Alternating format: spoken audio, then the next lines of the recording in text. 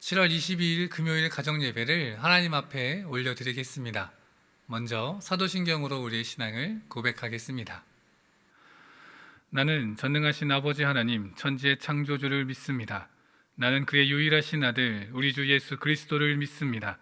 그는 성령으로 잉태되어 동정녀 마리아에게서 나시고 본디오 빌라도에게 고난을 받아 십자가에 못 박혀 죽으시고 장사된 지 사흘 만에 죽은 자 가운데서 다시 살아나셨으며 하늘에 오르시어 전능하신 아버지 하나님 우편에 앉아 계시다가 거기로부터 살아있는 자와 죽은 자를 심판하러 오십니다.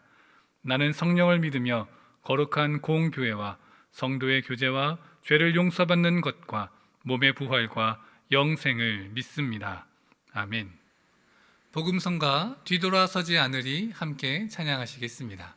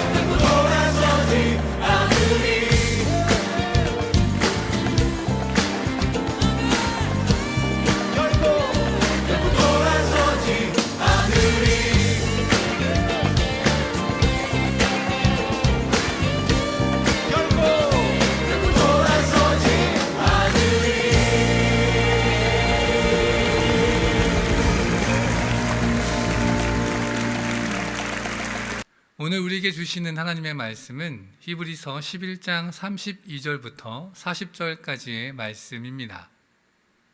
내가 무슨 말을 더하리요? 기드온, 바락, 삼손, 입다, 다윗 및 사무엘과 선지자들의 일을 말하려면 내게 시간이 부족하리로다. 그들은 믿음으로 나라들을 이기기도 하며 의를 행하기도 하며 약속을 받기도 하며 사자들의 입을 막기도 하며 불의 세력을 멸하기도 하며 칼날을 피하기도 하며 연약한 가운데서 강하게 되기도 하며 전쟁에 용감하게 되어 이방 사람들의 진을 물리치기도 하며 여자들은 자기의 죽은 자들을 부활로 받아들이기도 하며 또 어떤 이들은 더 좋은 부활을 얻고자 하여 심한 고문을 받되 구차히 풀려나기를 원하지 아니하였으며 또 어떤 이들은 조롱과 채찍질 뿐 아니라 결박과 옥에 갇히는 시련도 받았으며 돌로 치는 것과 톱으로 켜는 것과 시험과 칼로 죽임을 당하고 양과 염소의 가죽을 입고 유리하여 궁핍과 환난과 학대를 받았으니 이런 사람은 세상이 감당하지 못하느니라. 그들이 광야와 산과 동굴과 토굴에 유리하였느니라. 이 사람들은 다 믿음으로 말미암아 증거를 받았으나 약속된 것을 받지 못하였으니 이는 하나님이 우리를 위하여 더 좋은 것을 예비하셨은즉 우리가 아니면 그들로 온전함을 이루지 못하게 하려 하심이라. 성경의 이야기는 기본적으로 과거의 사건들의 기록입니다. 구약 성경은 신약의 시대를 살아가는 사람들에게 과거의 사건을 보여주며 교훈을 주고 있습니다. 마찬가지로 신약 성경은 현대를 살아가는 우리들에게 같은 의미로 다가옵니다. 너무 오래전 이야기이기에 성경을 읽는다는 것이 어쩌면 현재와는 상관없는 먼 과거 역사를 보는 것처럼 여겨질 수도 있을 것입니다. 그러나 분명한 것은 이 성경 말씀을 통하여 하나님께서는 우리에게도 동일하게 말씀하고 계시며 시대와 상관없이 하나님께서 사람들에게 기대하시는 것은 동일하다라고 하는 것을 알 수 있다는 것입니다. 다시 말해 성경은 하나님과 사람 사이의 관계가 어떠한지 바라볼 수 있는 창문이 되기도 하며 또한 지금 나의 삶을 비추어 볼 수도 있는 거울이 되기도 하는 것입니다. 믿음장으로 불리는 11장에서 계속하여 구약의 인물들을 거론하며 말하는 것은 그 구약의 내용들을 통해서 현재 우리의 상황과 우리의 문제를 돌아볼 수 있게 하게끔 하기 위해서인 것입니다. 오늘 읽은 이 11장의 마지막 부분은 믿음과 인내를 촉구하기 위한 구약 인물의 예증의 마지막 부분입니다. 가나안 정착 이후의 사람들을 쭉 소개하고 있는데요. 앞선 구약의 인물들을 예로 들 때와 조금 다른 점이 있습니다. 바로 믿음에 따른 긍정적인 결과와 부정적인 결과를 말하고 있는 것입니다. 그리고 전체적인 마무리를 통해 11장을 마무리 짓고 있습니다. 오늘 본문에 등장하는 구약의 인물들은 기드온, 바락, 삼손, 입다, 다윗 및 사무엘과 선지자들입니다. 이 사사기는 주제별로 사사들을 소개하고 있기 때문에 정확한 연대기를 구성하기는 어렵습니다만 이 성경에서 나오고 있는 순서인 바락, 기드온, 입다, 삼손의 순서와는 조금 맞지는 않습니다. 그런데 오늘 읽었던 이 인물들 중에서 독특한 사사가 한 명 등장합니다. 바로 삼손입니다. 사실 이 삼손은 믿음의 사람으로 보기에는 부적절한 모습이 너무도 많은 그러한 사람이었습니다. 그는 나실인임에도 불구하고 하나님과의 관계를 중시하며 살지 않았던 사람입니다. 율법에서 금하고 있는 동물의 사체를 만지는 것에 거리낌이 없었기에 사자의 사체를 만졌고 잔치집에서는 독주를 마셨으며 나실인의 증표이자 헌신의 증표인 자신의 머리카락을 함부로 여겼습니다. 소중히 여기지 않은 것입니다. 그리고 결과 망하게 되고 말았습니다. 그가 망하게 된 이유는 하나님의 힘이지만 그 힘을 마치 자신의 것처럼 사용하였기 때문에 그렇게 되었습니다. 그러나 그는 자신의 삶의 마지막이 되어서야 하나님을 처음으로 온전히 인정하고 힘을 구하는 기도를 하게 됩니다.